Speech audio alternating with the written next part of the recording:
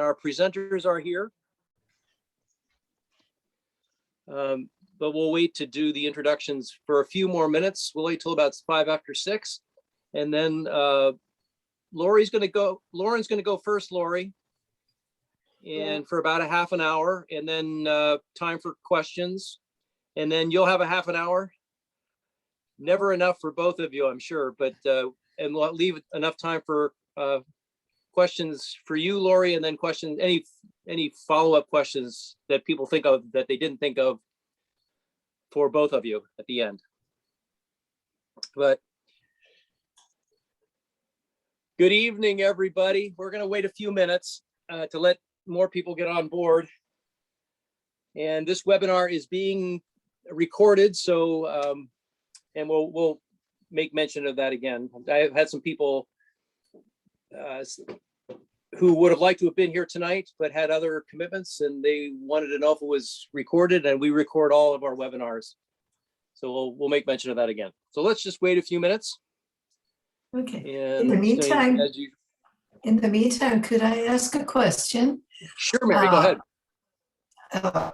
I was out shopping for lids today, in fact, unsuccessfully. And I have about 5 lids and I need more. I'm canning grape juice. Oh my. Oh, okay. So does anybody has successfully found lids?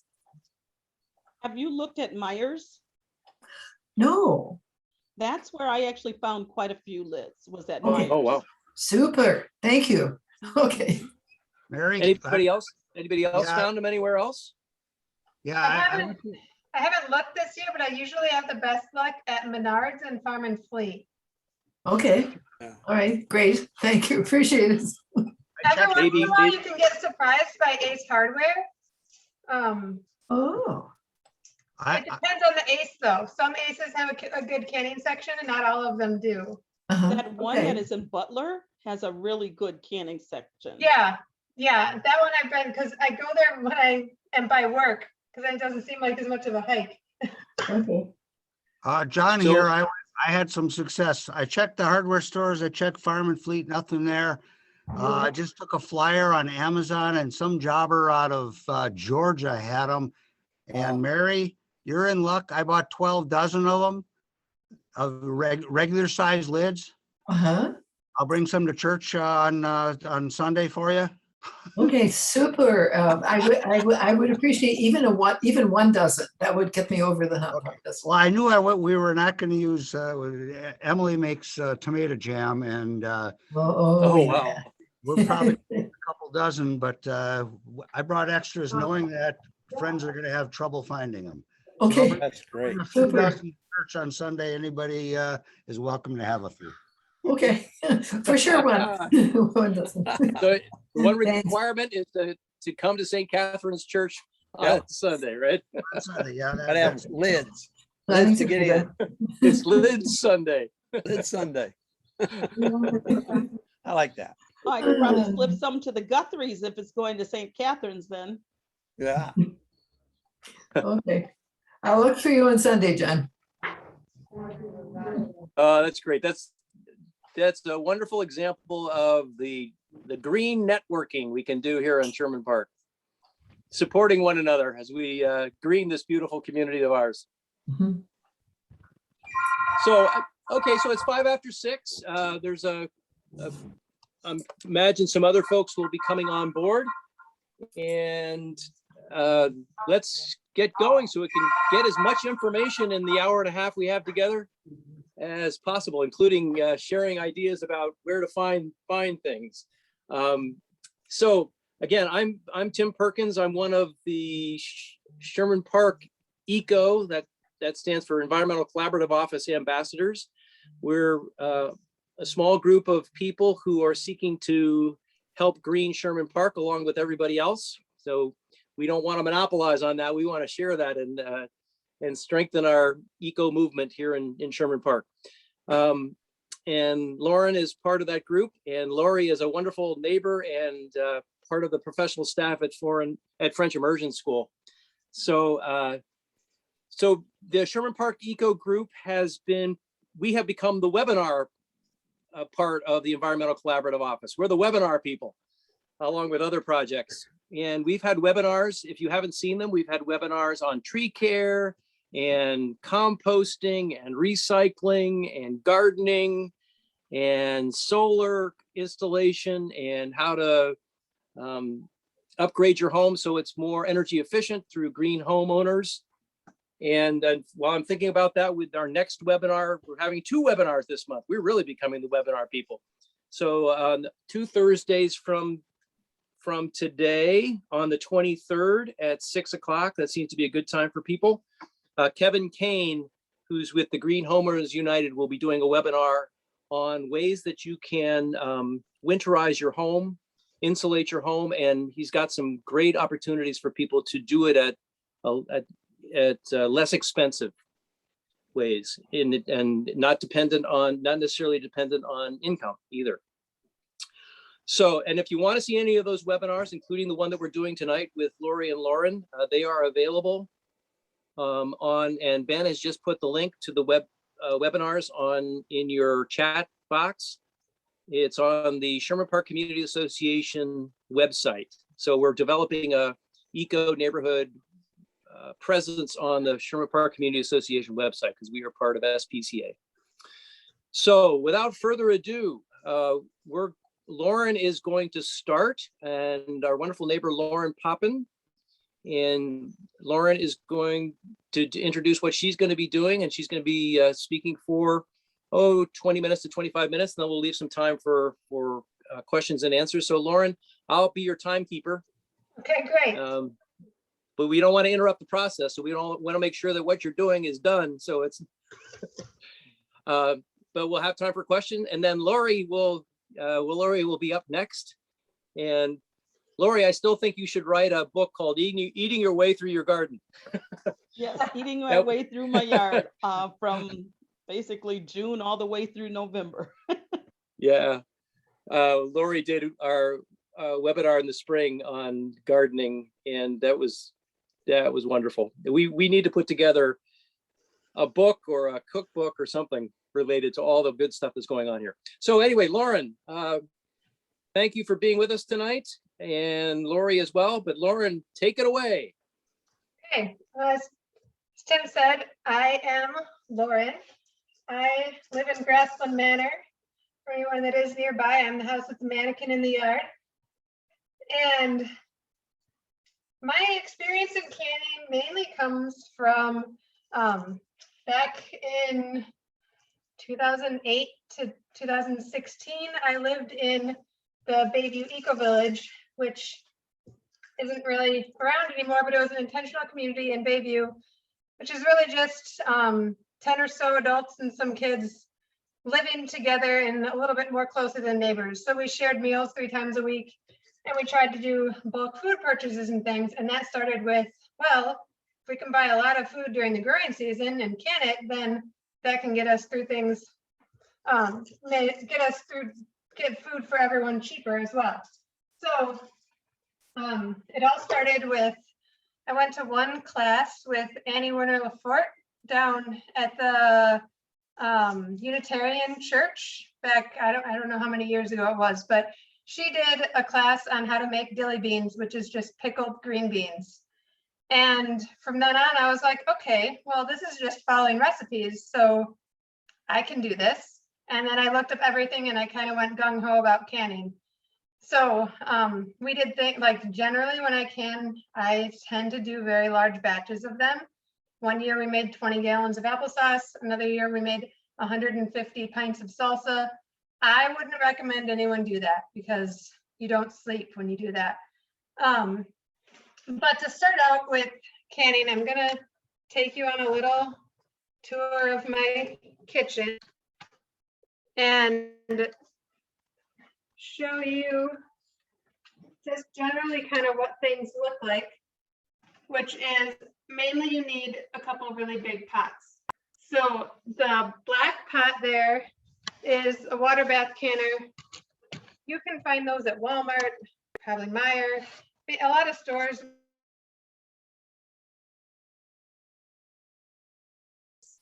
They are $30 to $40, I think. You can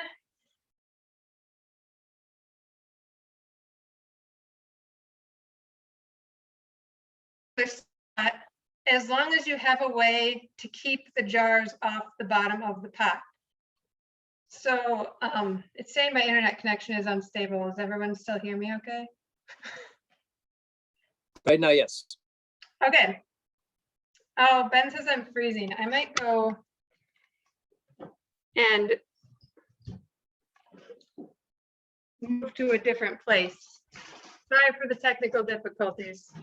Spectrum internet is not the most reliable.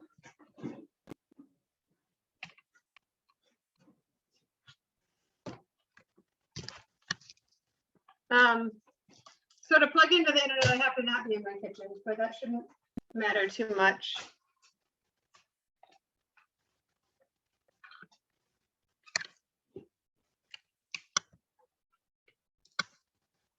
So the main thing about canning is knowing what you need. I would recommend always starting with a list and making sure you have everything before you start a project, because you don't want to get in the middle of something and find out that you don't have enough of one silly little thing that you have to run out to the store for. Kind of like if you're having a big cooking day.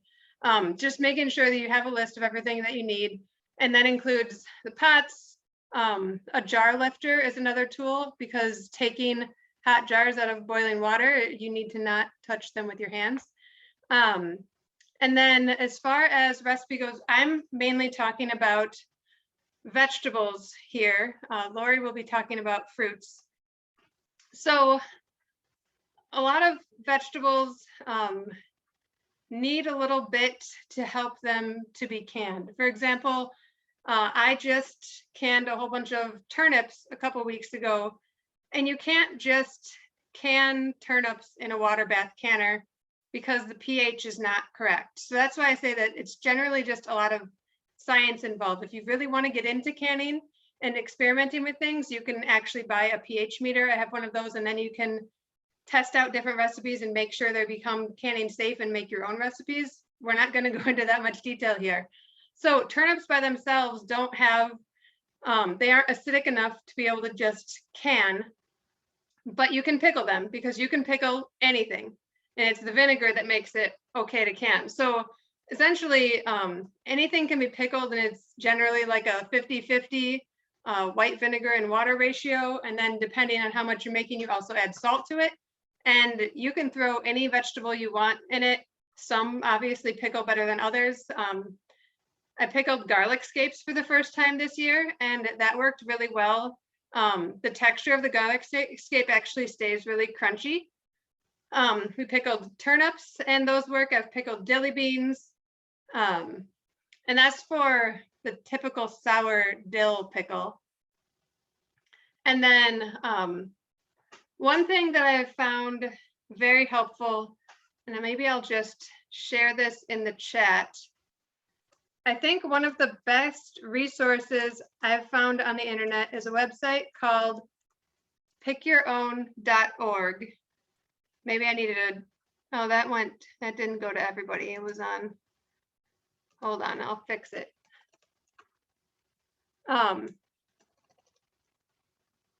This website will probably have anything you would want to can on it.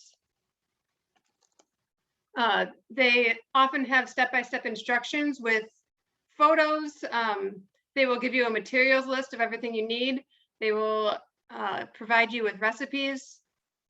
And it's basically for anyone who likes to cook and follow a recipe, canning is probably perfect for you. For people who like to just throw things together, you might need to think a little bit differently about process. But I'd like to show you in the kitchen right now, if I can trust me.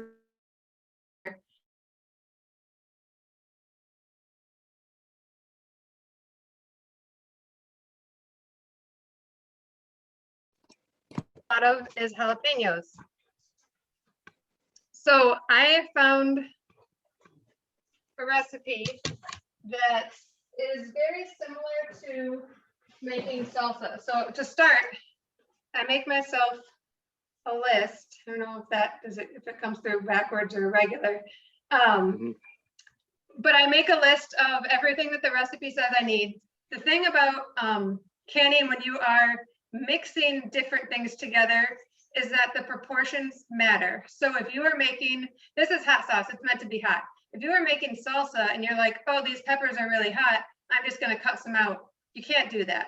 You need to mix in some poblano peppers or some sweet peppers and some less spicy ones, but you have to keep the same volume of peppers because again, it's science. You need a certain amount of onion, a certain amount of pepper, and a certain amount of tomato. And so you'll find recipes that are USDA approved to be canned. I recommend finding those rather than just a blog site because even if the thing does can and is probably fine, I have found blogs that can tomato soup with flour in them. You cannot can with flour, you cannot can with dairy, you cannot can with oils. You need to can with essentially like vegetables and water and vinegar and that sort of stuff. Fats don't keep, they will go rancid.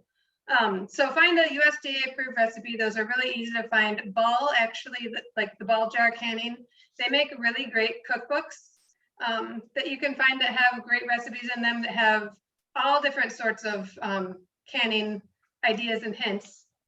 So anyways, it's to say, like, I went through this and the recipe says it calls for 2 3/4 pounds of jalapenos.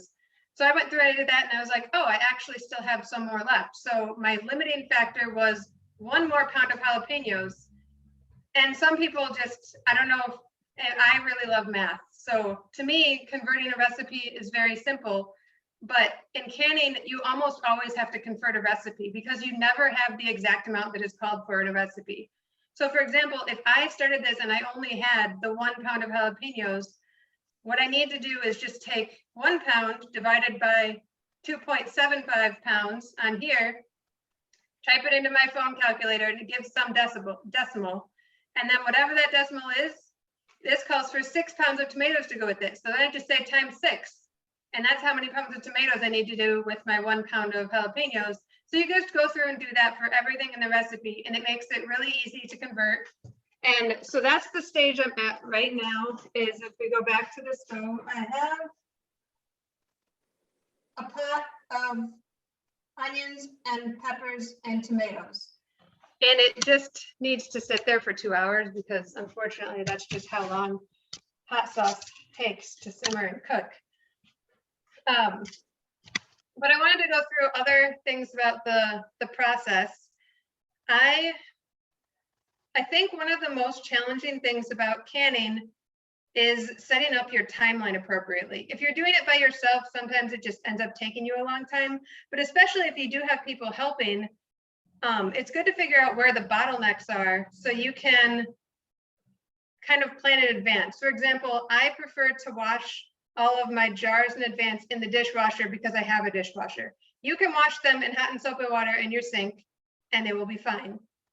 But it's just a lot easier for me to be hands off, and a dishwasher can wash them in a hotter temperature than I could do in the sink. So they do get more closer to sterilized in the dishwasher. But for my dishwasher to run on a hot cycle takes 2 hours. So if I need to can more quickly than that, I'm gonna wash jars in the sink.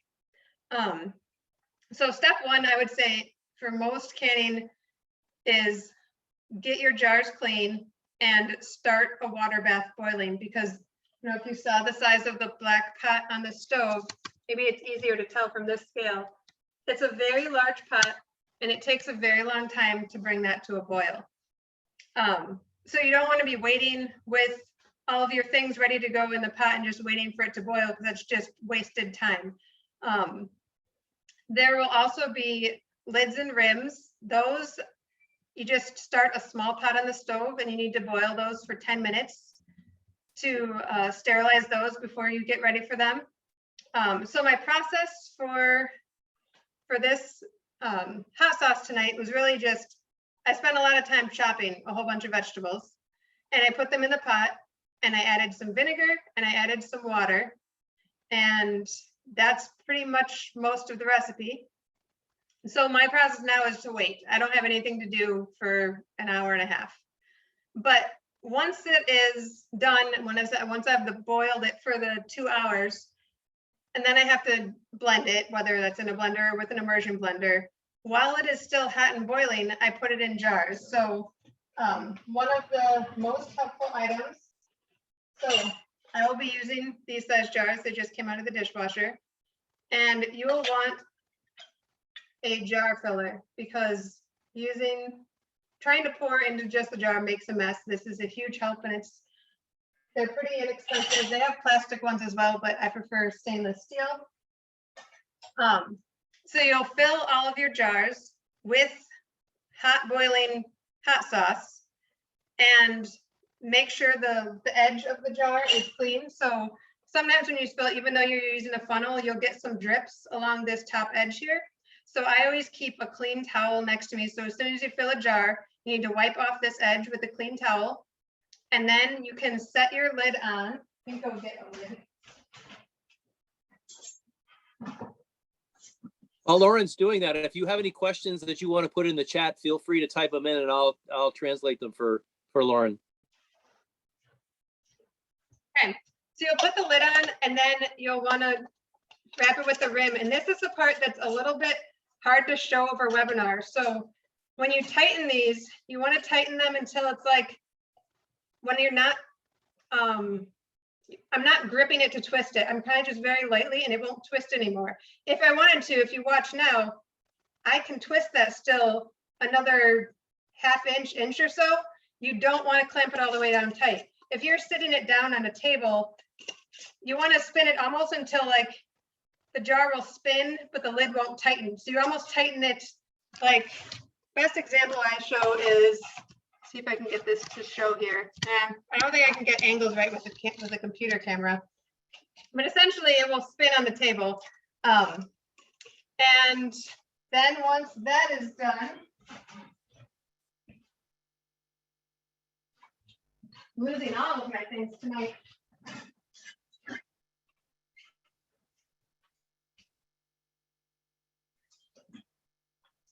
I'm not sure where I put my jar lifter. You would take it out and put it in your big pot. You will have a rack like this that goes in your big pot, and all of the jars just fit inside it. That keeps them off the bottom. So, and that's the main issue with using a non-official canning pot, is just keeping the jars off the bottom so you don't break the glass. Because as you know, you can't heat glass on a stovetop or it will break unless it is that special vision brown glass. But so then we're back to the recipe part. All of my hot sauce is in the jar. The jars are in the canner, and I put the lid on. The timer does not start then. These need to process, for hot sauce, they need to process 10 minutes. The processing time for everything will depend on what your recipe is. When I was doing just diced tomatoes, the process time for pints for that was 35 minutes. So that's why I say you just need to find a canning recipe, and they will tell you this for pints, this for quarts, etc. Most recipes do have altitude variations as well. We are thankfully at sea level pretty much, so we don't have to worry about any changes for that. But if you go to Colorado and move there, your canning times will change. So anyways, the cans are in the pot, the lid is on the pot. You don't start your timer until it is a rapid rolling boil. So you have to really see steam coming out the sides of the pot, and then you start your timer. And then my other preferred method, so the timer goes off and they're done. You're taking them out of your pot. I generally, when I'm done taking them out, will set the jars inside my oven and then close the door and ignore them for the whole day. Or usually I'm canning at night. And so in the morning, I will check them to see if they seal. It's best to leave them in an undisturbed place where they can't get airflow. So you might want windows open in your kitchen because canning gets hot, but you don't want the jars exposed to that. So keeping them in an oven or somewhere where they aren't exposed to the wind helps them to get a more secure seal. If you go to them in the morning, you find out that there are some that are not sealed. It could be for various reasons. You can recan those if you do it right away. Otherwise, the other best option is to just put them in your fridge if it's not too many of them. If it's an entire batch, then I would probably just reprocess them. I might want to know why something happened. I had a few that tipped over before they went into the canner, and those couple did not seal.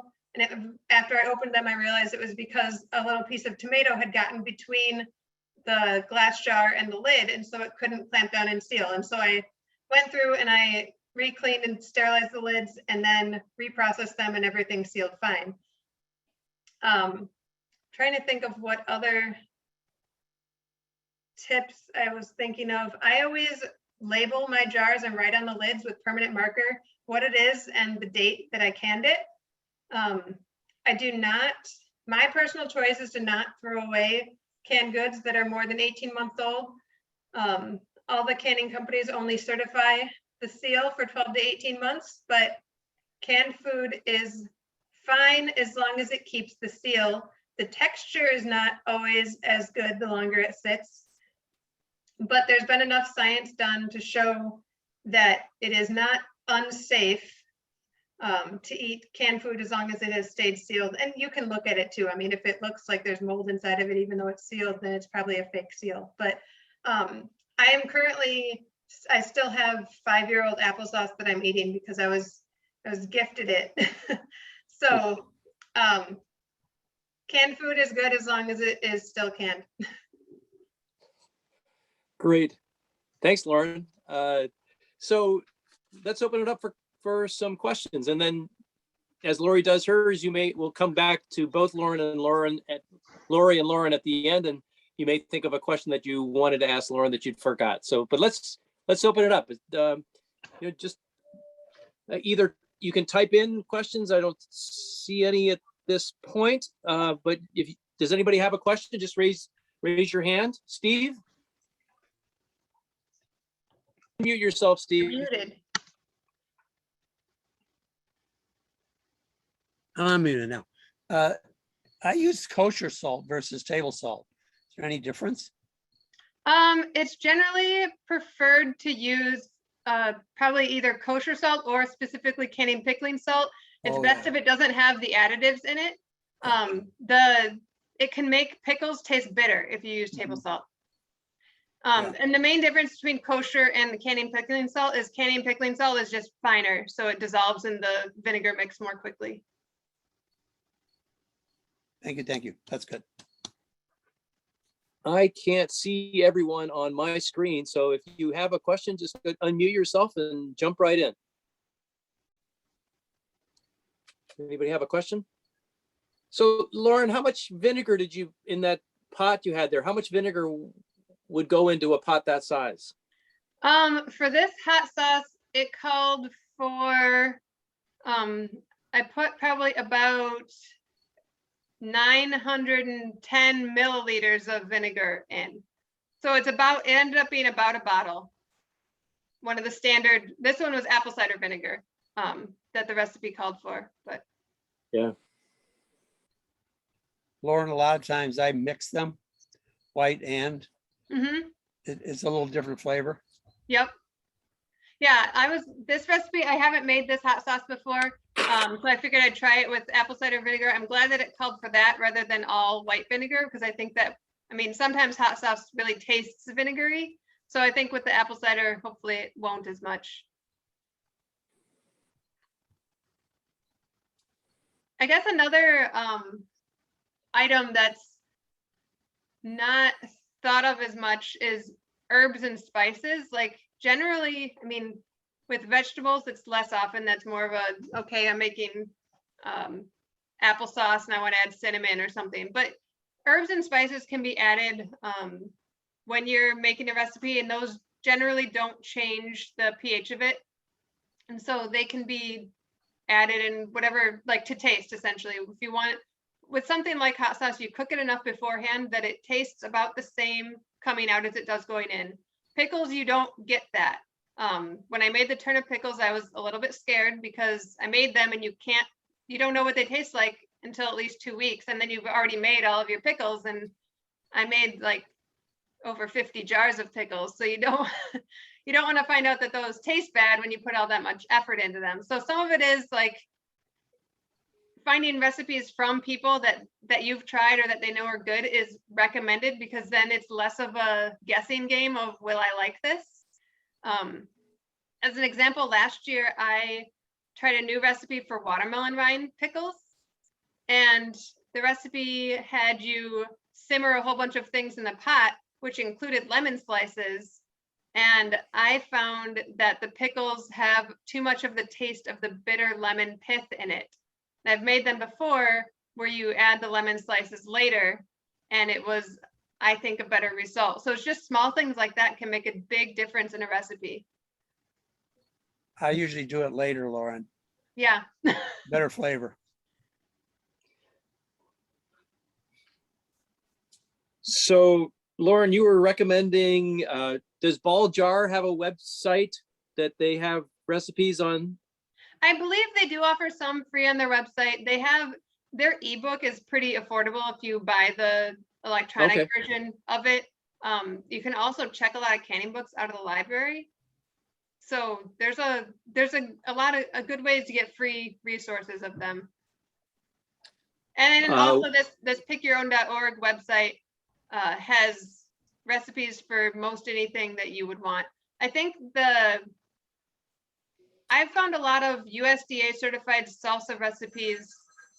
Oh, sorry, that's my phone. Online for free. So I don't know if the USDA.gov website has a section for canning recipes, but they may. Okay. And where do you get your vegetables? Oh, that's a good question. This year I am kind of like canning champion for the Green Bush Growing Cooperative, which is a farm co-op that I helped start this past year. So if they have, for example, they had a bunch of garlic scapes that couldn't give it out.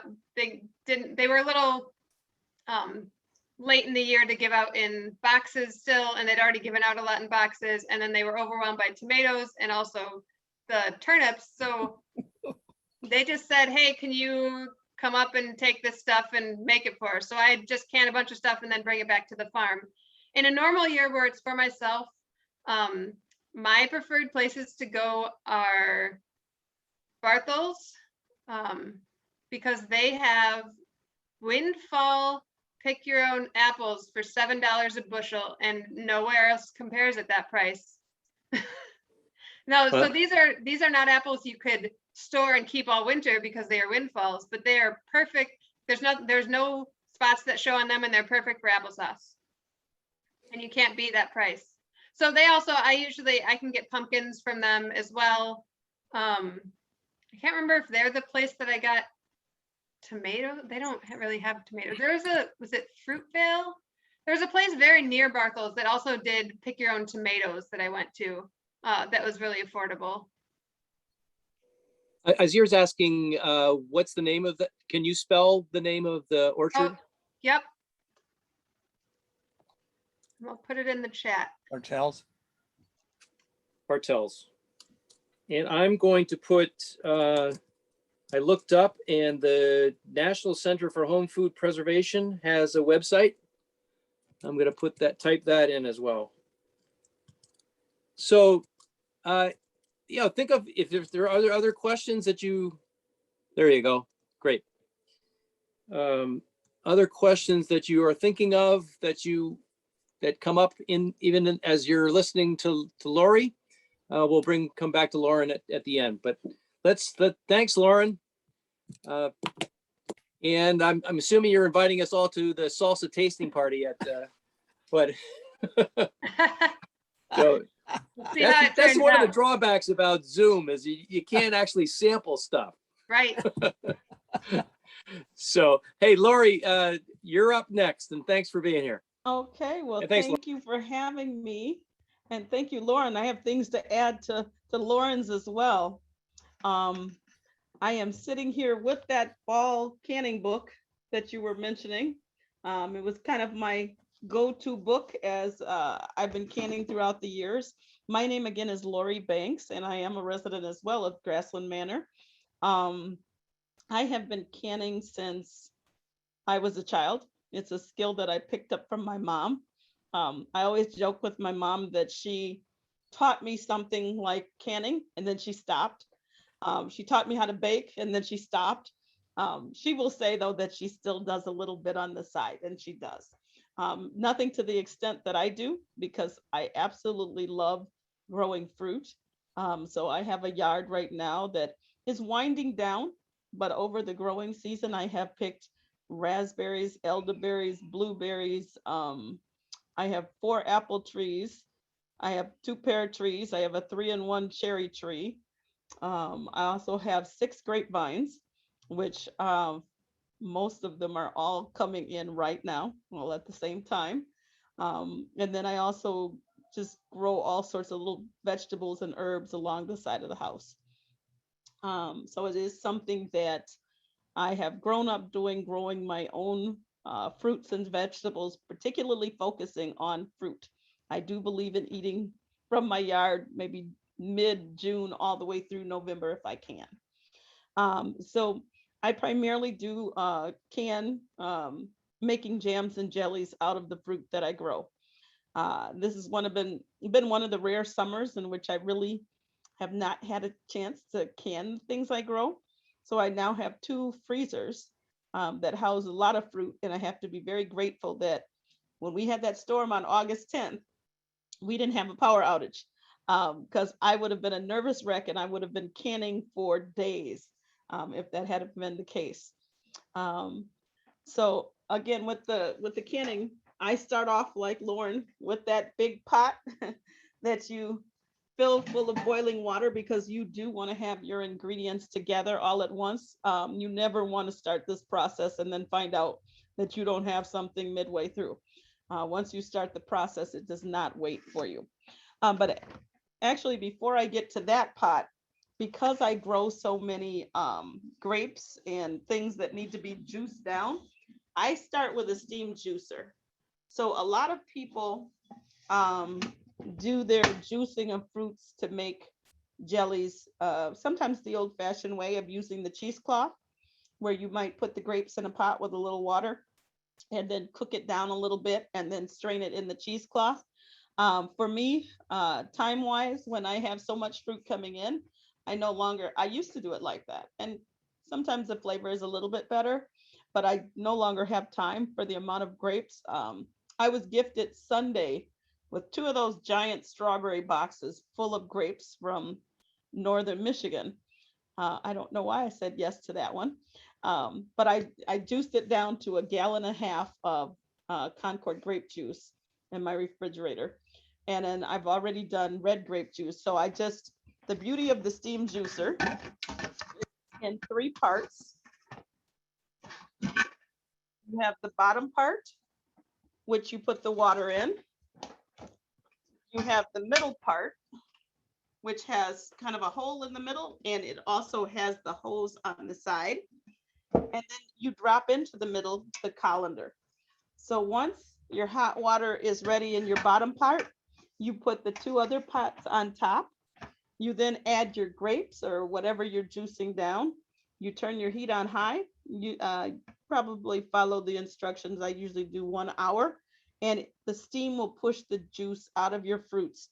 And then when you're ready, and this is the tricky part, you can unclamp the hose and you can put your juice either into jars to can your juice, or you can put your juice into another container so that you can start the jelly process, which is its own separate system. The main thing about the steam juicer is, remember, you're dealing with hot juice, and you need to have a plan so that if your container is not big enough to fill or to fit all the juice you're making, that you have a backup plan right away, because that hot juice will get you otherwise. When you're done, it'll leave a pulp in the basket, and you can determine what you want to do with the pulp. Normally, I just take the pulp and put it directly into the compost pile. I did not do that with the grapes from Michigan. because I did notice that some of them looked like they had a little bit of a virus on them. So I did just throw those away in the garbage can. I used the grapes because the grapes are fine, but I don't like to cross contaminate plants from somewhere else into my compost, which happens to be underneath one of the grapevines, because you can end up with different issues. So you do want to watch that if you're bringing something else home that might cross contaminate with something that you already have. So from that process of making the juice, like I usually go with, there are 2 different pectins that I use. So I make a variety of jellies. I usually do 9 to 12 cases of jams and jellies a year.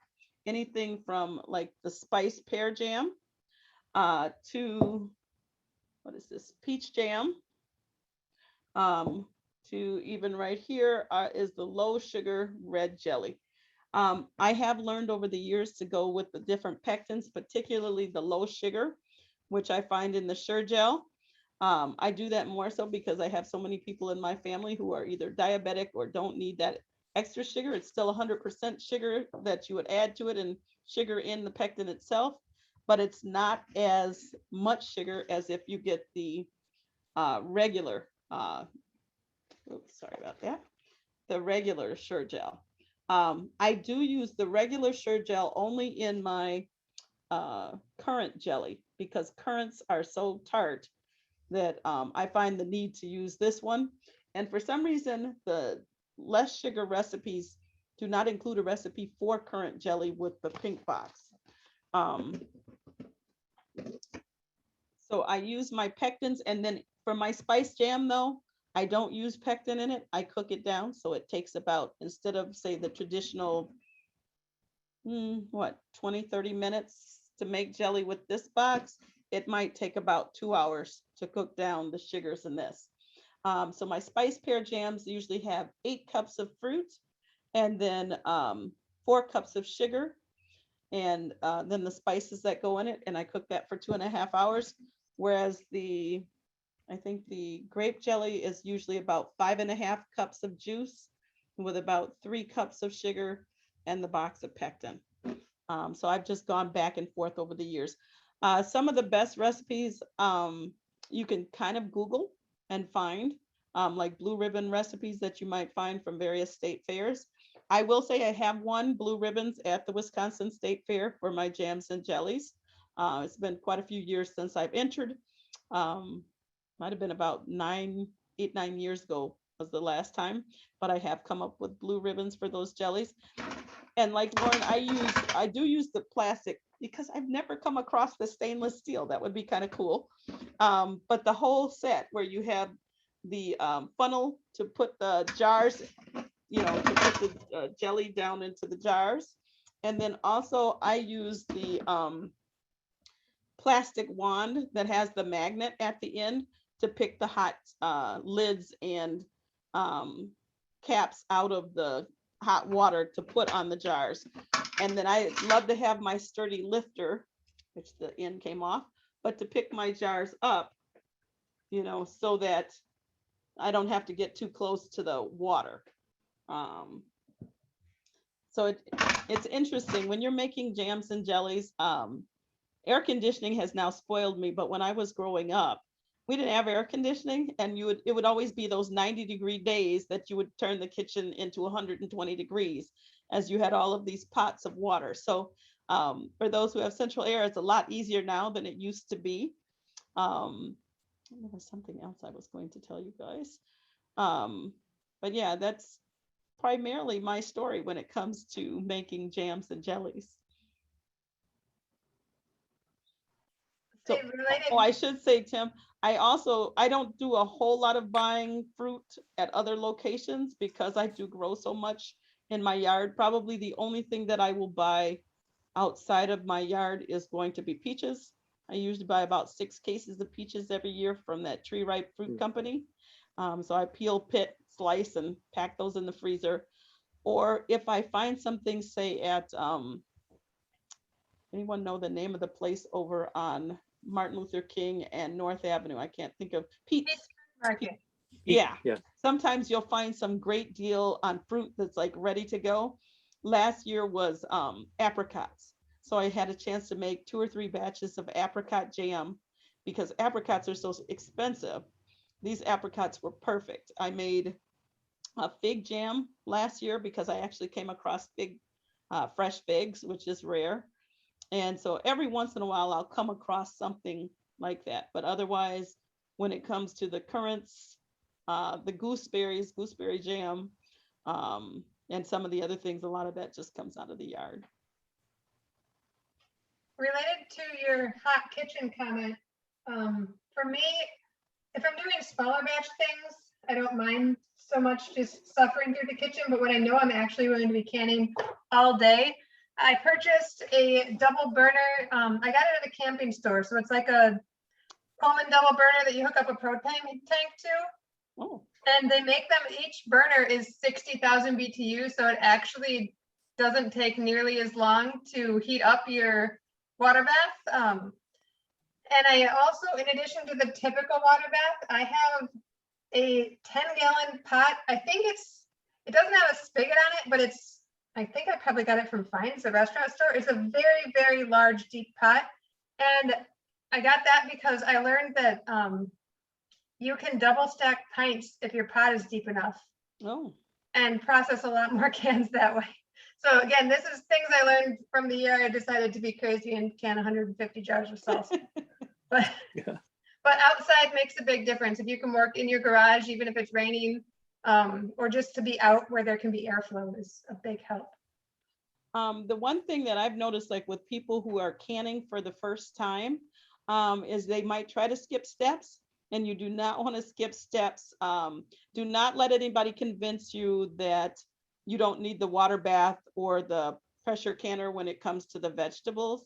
I think it is the pressure can, because you can end up with botulism. You can end up with mold. I always laugh that when I was growing up and I was canning with my mom, we used the paraffin wax and the top. And sometimes that seal would break and a little bit of the jam would come up and it would mold and we would scrape it off and life would go on. I don't do that anymore. I did come across that wax in the store the other day. I'm assuming people still can or something with that. My mother still cans with paraffin wax because she doesn't have a water bath canner. I told her she should just buy a big pot because it's actually easier, but she's fine with her wax jam methods and it seems to work for her. Well, and my sister has actually done where she didn't have the biggest of pots, but she put she found something that said you could put the towel in the bottom.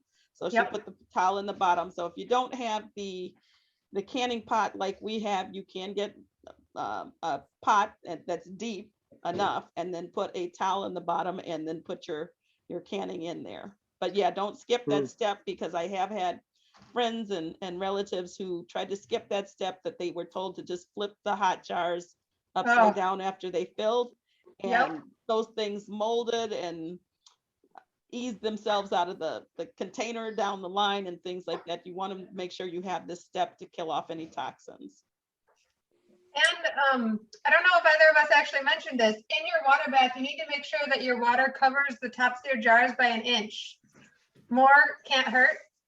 Besides that it takes longer, but you don't want to skimp on that either. You got to make sure because as it's boiling, it's steaming off, so the water level will be slowly going down. So you got to make sure you have an inch of coverage. And if that means that you start out with wide mouth pint jars and then your next batch is regular mouth pint jars, you probably won't have enough water in it because the regular mouth jars are a little bit taller.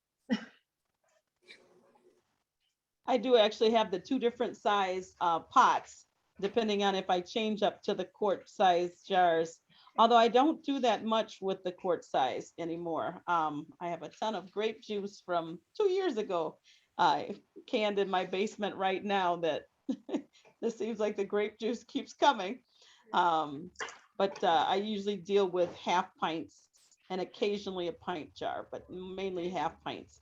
I do tend to pick up my canning supplies all year round so that I don't face a shortage like last summer where all of a sudden everyone was canning and the panic set in. But I do tend to, if I see a case of jars somewhere, I pick it up. If I see, a whole thing of lids, I might only grab 6 out of the 12. You know, I try to leave a little something for someone, but I do stock up. So right now I have 12 cases of jars in the basement. But again, I haven't had a chance to get into canning like I normally do, which is really going to come to bear this weekend because I have a lot to put away. Great. No, oh, thank you, Lori, and thank you, Lauren. Any questions for Lori, or any tips that you might have as canners and jam and jelly makers? Anybody have any questions you'd like to ask, specifically ask Lori, or again, back to Lauren? I love the stories of, it sounds like you both have had parents who taught you a lot. I love that story about Lori, your mother teaching you and then saying, now it's yours. Oh, you're And mute. I'm probably not that far off because my daughter is starting to bake, and there's some things she's baking that I look at and I'm thinking, I'm not doing all of that complicated. Like the other night when I was half asleep and she said she wanted to make turnovers, apple turnovers. And I remember saying, oh yeah, go ahead, do whatever. And when I woke up, there were these flaky, made from scratch apple turnovers. And I had to ask her, I said, where did you get this recipe? Well, now we Google everything. And she Googled the recipe and I said, wait a minute, you had to fold in butter and you had to, keep things cold. And she said, yeah. Now, granted, she said she's not making that again. They were wonderful and flaky, but she said they took too long. But it amazed me because she's 14 and she's picked up some skills that I don't have. So it is best to I'm trying to get my kids to do the jams and the jellies. My son only eats the jelly that I make, but they haven't, it's the heat, I think, and all that water and everything that they don't find the thrill with it. Yeah. So that's great. Does anybody have any questions, or anybody have a story about what you like to can or stock up on? Mary, you were talking about, what are you doing? You're doing grape juice? Oh no, you're muted, Mary. And Lori, I envy your yard. I'm kind of on the tail end of my canning career, but back in the day when we had all our kids in the house, I had a backyard like that also. Had 2 cherry trees and a peach, patio peach. In fact, the cute little thing, and they made the best peaches. You can't buy them anymore. And I had 10 grapevines. There was a grapevine along any fence that there was in the yard, Oh, and we would go pick bushels and bushels of apples. And Thanksgiving weekend was applesauce making. And even the 5-year-old, who was taught appropriately how to use a knife, and he was so proud of himself that he was allowed to use a sharp knife. And we had this big assembly line process, of making, and we put up, I think it was 500 quarts of applesauce, but we used 2-quart jars, those great big things, because somebody had given my mother her old copper wash boiler, which if you have a rack to fit in the bottom, it makes a wonderful canner for 2-quart jars. And this big old thing, which it doesn't exist anymore because it sprung a leak about 10 years ago. And I couldn't find anybody to rivet it, to seal it. But yes, our kids still talk about, oh yeah, Thanksgiving weekend, we had turkey and then we worked hard the rest of the time. That's great. Thanks, Mary. Yeah. What have other people enjoyed canning and making? Steve, what are you making this year? I'm right now in the process. One of the elderly gentlemen had some funny growing things in his tomato patch. You want me to come over and look at them? Tomatillas. A half a 5-gallon bucket of tomatillas I got away from him today. Oh, mercy, mercy. They're sitting there waiting. So I'm off and running. He didn't know what they were. Toma something, Steve. I said, tomatillas. What are those things? I said, oh, I'll take them. That's tomorrow's You don't project. want to know. That's great. I know, you got to harvest from people's backyards. There used to be a group called Glean Milwaukee.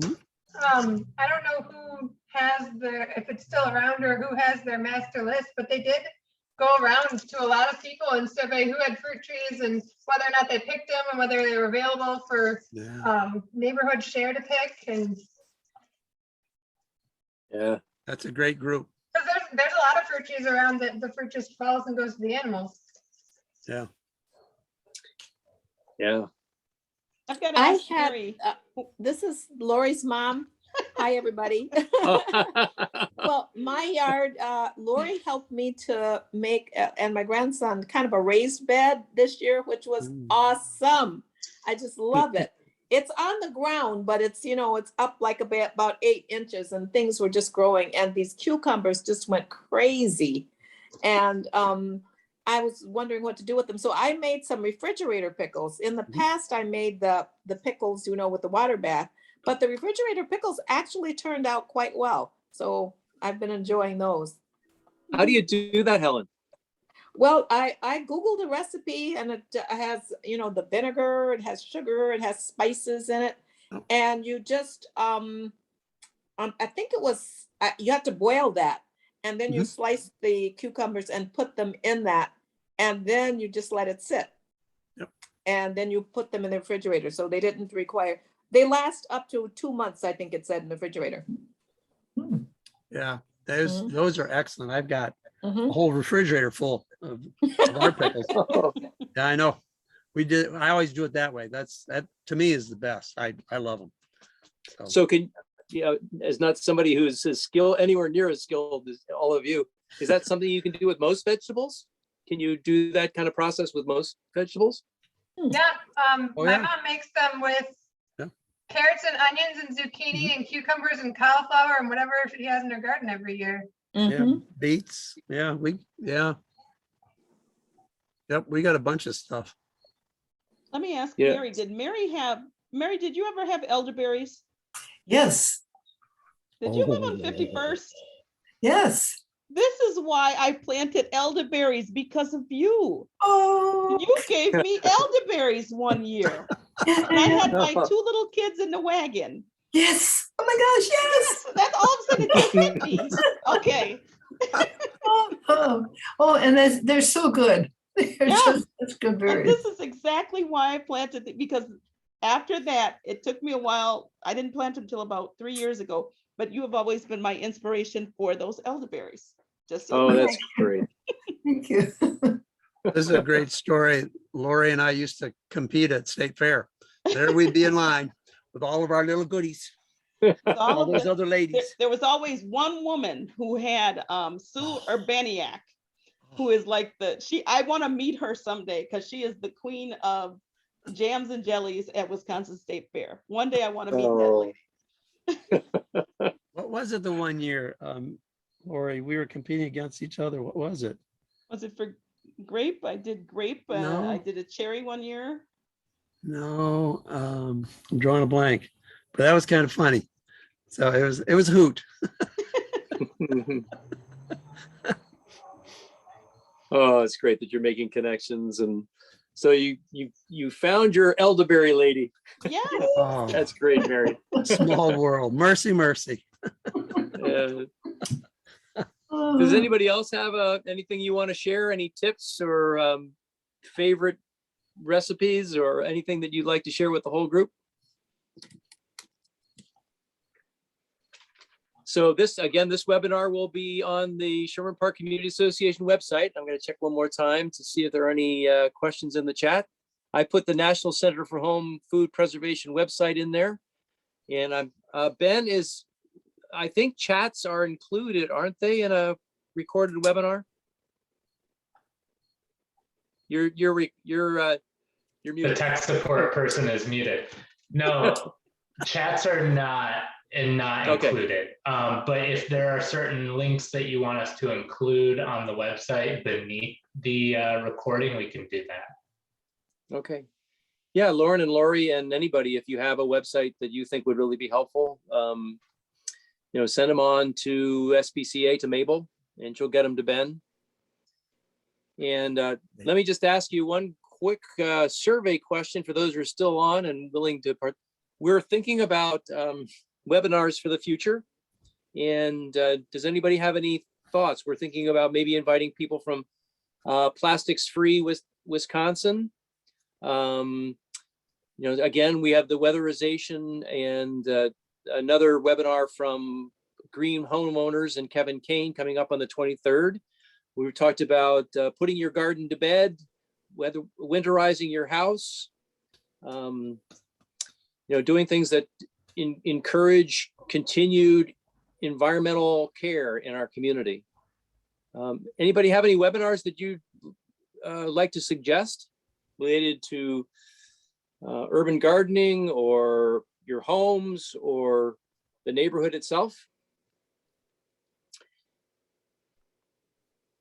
We'll keep dreaming of things. And so, keep an eye out for webinars that are coming to our neighborhood through our Environmental Collaborative Office Group. And if you'd like to be involved, we are going to be holding or encouraging people to be cleaning up their immediate neighborhoods in a big clean the second weekend of October. Steve, do you want to talk a little bit about that fair that's coming up, or the gathering that's coming up? Rally. Yep. They will have the cleanup in the morning on Saturday, and then on Sunday, we're having our resident leaders rally from 2 o'clock to 4 o'clock. And we have 7 different breakout sessions. And so we're looking at moving away from the concept of block watch to resident leaders. And we're not looking at individuals who are just leaders in the neighborhood, but engaged residents. And we're beginning to grow residents that are engaged in their neighborhood. They don't necessarily have to need to be leaders, as it were. And that's where the eco concept is coming from. All these individuals who are engaged in their community doing many different things. And so we're going to have 7 different breakout sessions. A lot more information is coming on that. Ben and Mabel and I are working out tomorrow morning. So we'll have the information coming out the next couple of weeks, especially on SPCA's website and on Nextdoor. We're really looking at trying to engage all the new people that are moving into our neighborhood. If you've noticed, a lot of houses up for sale, and we have a lot of new residents, and they're younger, and that's the important thing. So we're looking for younger, engaged residents. So that's going to be our focus. Great. While you're talking about the impact of our newer neighbors, some of you know Dawn Turnipseed. Dawn has been spearheading a Friends of Sherman Park, the park itself, and there's some activities coming up. Mabel, are you on? Was. There's some Come on, I'm special sorry, events. I couldn't get Yeah, unmuted. Yeah, I am so here. yeah, there's a big event coming up with the Lowe's manager group. Sure. You wanna- So Wednesday, September 29th, from 9 until 3 p.m., Lowe's has a Black Store Managers Council that has selected Sherman Park. And they're going to, the park itself, to do some work in. They're going to be planting. They will be painting some of the circuit training. I noticed over the last couple of days, the park, Dawn has really worked with the park system to get the park cleaned up. They have removed and cut down the dead trees and have been really cleaning up the park. We're trying to get more lighting in the park as well. But on the 29th, let me go back to that. We are co-hosting with Lowe's this event in the park. We are inviting people from the community, all residents, to come out. They'll be serving lunch from 11:30 to 12:30. There'll be speakers from 12:30 to 1:30, and then from 1:30 to 3 p.m. there'll be giveaways for the community. So they have some supplies. I am so sorry, my phone is ringing and so is my computer. So they have giveaways for the community from 1:30 to 3 p.m. Different things like, different products that can help you insulate your home. They'll also be delivering some baskets to seniors, to people in need. So if you do know of any residents who are families who are in need of paper towel, toilet paper, water, cleaning supplies, please send me an email. And Ben, if you can put my email address in the chat, that would be awesome. But this event, again, starts at 9 a.m. on Wednesday, September 29th, and it will be hosted mainly by Lowe's. Great. And will that information be on the website as well, Mabel? It will. I am working, for those of you, I don't know if you know Rod Kennel. He's a resident of Sherman Park, but I'm working with him. He's one of the co-store managers in the area, and I'm waiting for the flyer. So as soon as I get the flyer, it will be posted on the website as well as Facebook, and we will share it with everyone who is signed up on our listserv. Great.